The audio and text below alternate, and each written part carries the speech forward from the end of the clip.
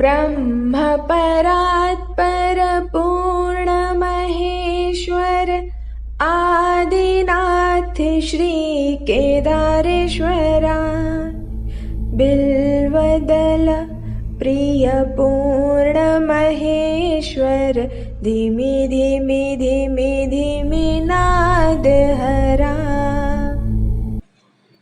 नमस्कार दोस्तों, मोक्ष यात्रा में आप सभी का स्वागत है। आज इस वीडियो में हम भगवान केदारनाथ के दर्शन करेंगे एवं उनके इतिहास को जानेंगे। आगे बढ़ने से पहले चैनल को सब्सक्राइब करना न भूलें। उत्तराखंड वो देवभूमि है जिसके कण कण में भगवान वास करते हैं, जिसे 4 धामों की भूमि होने का सौभाग्य मिला है। भारत के उत्तराखंड राज्य के रुद्रप्रयाग जिले में स्थित है भगवान शिव के 12 ज्योतिर्लिंगों में सबसे महान केदारनाथ ज्योतिर्लिंग। हिमालय की गोद में स्थित ये मंदिर 4 धाम और 5 केदार में से एक है। भोलेनाथ का वास हिमालय की देवभूमि पर है। ये वो धाम है जहाँ लोग युगों युगों से मोक्ष पाने के लिए आते हैं। सतयुग में नर और नारायण को यहाँ मोक्ष मिला था।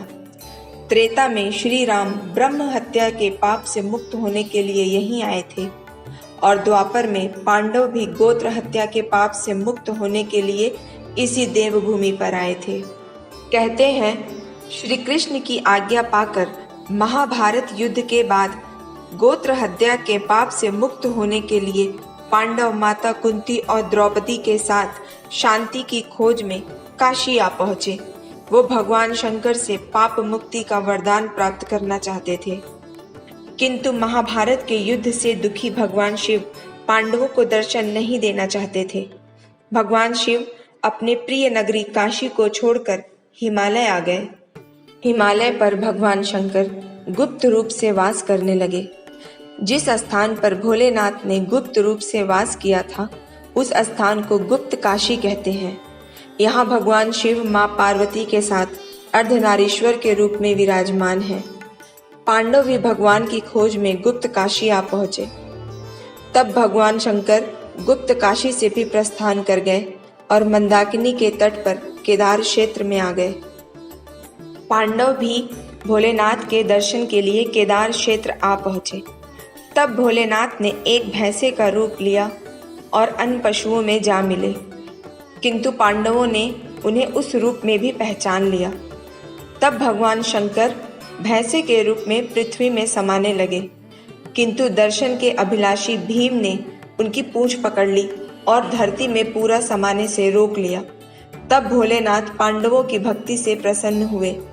उनकी आकाशवाणी चारों दिशाओं में गूंजने लगी, तुम मेरा संपूर्ण दर्शन नहीं कर सकते। जो मेरा पिंड प्रकट हुआ है वही ज्योतिर्लिंग है, तुम उसकी आराधना करो।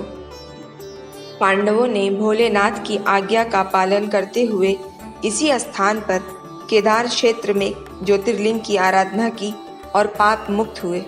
ऐसा माना जाता है भैंसे के रूप में धरती में समाते समय उनका सिर काठमांडू में प्रकट हुआ, जहाँ पशुपतिनाथ का प्रसिद्ध मंदिर है। केदारनाथ के साथ शिव के अंग जिन स्थानों पर प्रकट हुए वे 5 केदार कहलाए। पांडवों ने हर जगह भगवान की पूजा की और पाप मुक्त हुए। शिव की भुजाएं तुंगनाथ में, मुख रुद्रनाथ में, नाभि मध्य महेश्वर में और जटा कल्पेश्वर में प्रकट हुए। यहाँ शिव जी के भव्य मंदिर बने हुए हैं। तुंगनाथ में शिव की हृदय और भुजाएं प्रकट हुई, जहाँ इस धरती के सबसे ऊंचे मंदिर में भगवान शिव की आराधना होती है। यहाँ पूजा और आराधना करना बड़ा फलदायी माना जाता है। एक अन्य कथा के अनुसार इस ज्योतिर्लिंग की स्थापना का एक इतिहास ये भी है कि हिमालय के केदार क्षेत्र पर भगवान विष्णु के अवतार महातपस्वी नर और नारायण ऋषि तपस्या करते थे। उनकी आराधना से प्रसन्न होकर भगवान शंकर प्रकट हुए और उनकी प्रार्थना पर केदारनाथ ज्योतिर्लिंग के रूप में सदा वास करने लगे। कथा अनुसार इस मंदिर का निर्माण पांडव वंश के जन्मेजय ने करवाया था, लेकिन ऐसा भी कहा जाता है कि इसकी स्थापना आदि गुरु शंकराचार्य ने की थी। कहते हैं केदारनाथ की इस पावन भूमि पर ही आदि गुरु शंकराचार्य को भी मोक्ष प्राप्त हुआ था। शिव पुराण के अनुसार यही वो स्थान है जहाँ शिव जी ने गणेश जी का सिर काटा था। तब से सिर कटा गणेश का ये मंदिर शिव भक्तों के लिए बहुत फलदायी है। केदारनाथ वो पावन स्थान है जहाँ एक नहीं, दो नहीं, 5 नदियों का संगम होता है। मंदाकिनी, मधुगंगा, क्षीरगंगा, सरस्वती और स्वर्ण गौरी। हिमालय की गोद में स्थित ये मंदिर 4 धाम और 5 केदार में से एक है। यह उत्तराखंड का सबसे विशाल मंदिर है जो कटवा पत्थरों के विशाल शिलाखंडों को जोड़कर बनाया गया है। ये शिलाखंड भूरे रंग के हैं। ये मंदिर लगभग 6 फुट ऊंचे चबूतरे पर बना है। इसका गर्भगृह बहुत प्राचीन है। ये धाम और मंदिर 3 तरफ से पहाड़ों से घिरा है। यहाँ अलकनंदा और मंदाकिनी नदियाँ बहती हैं। केदारनाथ के पुजारी मैसूर के जंगम ब्राह्मण होते हैं। यह मंदिर अप्रैल से नवंबर माह तक ही दर्शनों के लिए खुलता है। शीत ऋतु में बर्फ गिरने के कारण 6 माह तक ये मंदिर बंद रहता है। ये मंदिर 3562 मीटर की ऊंचाई पर स्थित है। आदि गुरु शंकराचार्य ने इसका जीर्णोद्धार करवाया था। मंदिर के पृष्ठ भाग में शंकराचार्य की समाधि भी है। यह मंदिर वास्तुकला का अद्भुत और आकर्षक नमूना है। इस मंदिर की मजबूती का प्रमाण ये है कि जून 2013 में अचानक आई बाढ़ और भूस्खलन में मंदिर के आसपास स्थित इस जमाने के सारे होटल, धर्मशाला और दुकानें टूट गईं, किंतु मंदिर मजबूती से अपने स्थान पर खड़ा रहा।